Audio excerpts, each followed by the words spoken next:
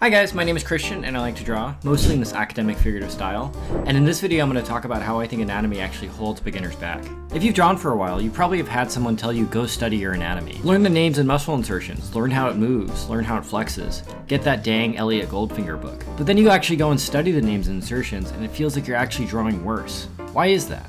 I think the problem comes in from the definition of anatomy. Well, here's the Oxford definition. Yes, the Oxford definition. The Oxford definition. The branch of science concerned with the bodily structures of humans, animals, and other living organisms, especially as revealed by dissection and the separation of parts. That's a fine definition when using anatomy as a tool for science, but using art for anatomy is really never that precise. Our goal is to create a convincing illusion using boxes, spheres, and cylinders. The problem with anatomy is that it distracts us from the fundamentals underneath a drawing.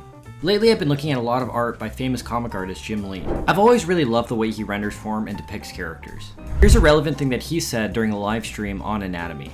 I thought when I started my career that it was super important. I got Gray's Anatomy. My dad had that book. He was a doctor. So I was like looking through and said, if I just memorize all these muscles, I can put it all together and understand the human body. But it doesn't really work that way. And the reason why it doesn't work that way, these muscles change shape. So it's more important to know clusters of muscles, the shapes, the overall shape of it, and understand that that shape changes depending on the position of the body. Memorizing what a muscle looks like is kind of pointless because the muscle changes shape. So what's more important is to understand the basic building blocks. If we take a look at one of his drawings, as a whole the figure looks solid, well proportioned, and cool.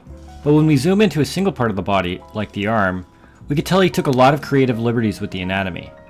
He over-exaggerated the bicep to emphasize the strength of Superman, and he completely left out the brachialis because I suspect it made the arm too busy. If we wanted to draw this pose, we can get 90% of the way there only using primitive shapes and basic lines. Only after I have the base down, I can start adding some anatomy. And the only reason the anatomy works is because of that base underneath. If you shouldn't focus on the technical aspects of learning anatomy, how do you effectively learn it as an artist? Every part of the human body can be broken down into primitive shapes: cubes, cylinders, and spheres. The nitty-gritty of anatomy isn't any different. You should learn the big forms of the piece of the body that you want to study, and then you should study from other artists that you like on how they drew them. Your unique way of interpreting shapes is how your style comes out as an artist. As a beginner, if you're caught up in drawing correct anatomy, you might overload yourself with too much information too fast before focusing on those primitive shapes. Anatomy for artists is all about observing and then interpreting the shapes in the way that you see fit. An artist that I think does this really well is a guy named Ben Eblin. On his Instagram, he has a ton of content explaining how he breaks down shapes to create form and tell a story. I highly recommend checking him out if you want to learn that kind of stuff. So in the next part, I'm going to talk about how I might study anatomy, but not before a word from our sponsors, me. Hey, stop right there. These YouTube videos are great, but you also need someone to critique your work. That's where I come in. Art is really hard and it's super difficult to do without feedback. For me personally, having mentors has been extremely helpful to my own artistic development. I'm charging $150 monthly for 2 one-hour calls, drawovers, and general art advice. And also access to me on Discord. If you're interested, check out my website, christianneat.com/mentorship.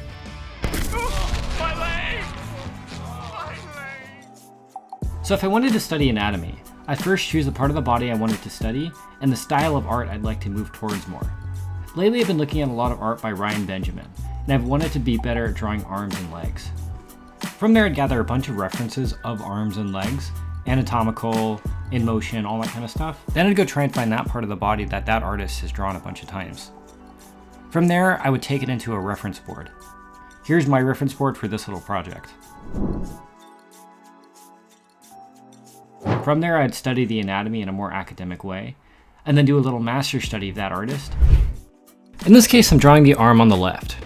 First, I start with a simple gesture to get the overall movement and proportion of the pose, and then I start blocking in the basic anatomy with spheres and other lines. I'm not really thinking of the individual muscles at all. I'm more trying to group something like the triceps into a single shape, and if necessary to the drawing, I can go back and add more detail. My goal here isn't to make a perfectly accurate drawing. It's more to look at the shapes I see and then interpret the anatomy. Before this, I did go back and do a little brushing up on names and insertions of that part of the body, but while I was doing it, I was trying to think of ways of applying it. Learning technical anatomy isn't bad at all, you just need those fundamentals underneath to make the drawing work as a whole. With the study of Ryan's art, I start with the basic gesture of the body and ignore the texture and complex anatomy. My goal is just to get the base down before anything else. Once I get the big shapes down, I can start adding some of the more complex anatomy and adding shadow shapes. Again, the goal isn't to do a one-of-one copy of Ryan's. It's to interpret the shapes to intuitively understand them in the future. When doing a study of someone else's work, you should always focus on learning as much as you can, even if it's not a perfect reproduction. With these drawings, I'm trying to pay attention to how Ryan drew the shapes and put bits of those into mine. If we take a look at my drawing and then compare it to Ryan's, I was trying to copy his drawing by grouping the deltoid, bicep, and forearm into 3 distinct shapes. Doing it this way makes it easier to understand and to draw. All of the texture and effects are actually the thing that make it look complex. It's all simple shapes. Anatomy is definitely useful, but it's always about what you do with it versus what you know. This concept carries over to every aspect of art.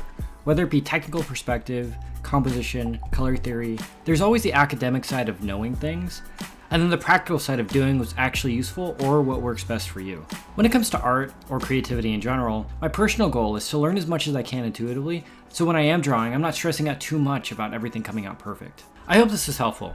If you ever wanted to keep updated with what I'm up to, I have a Discord channel where I host art critiques on my YouTube Live. It's linked in the description if you're interested. Thanks so much for watching. If you'd be interested in keeping updated with my videos, please click that subscribe button. It really does help with the channel. Thanks, and I hope you have a good one.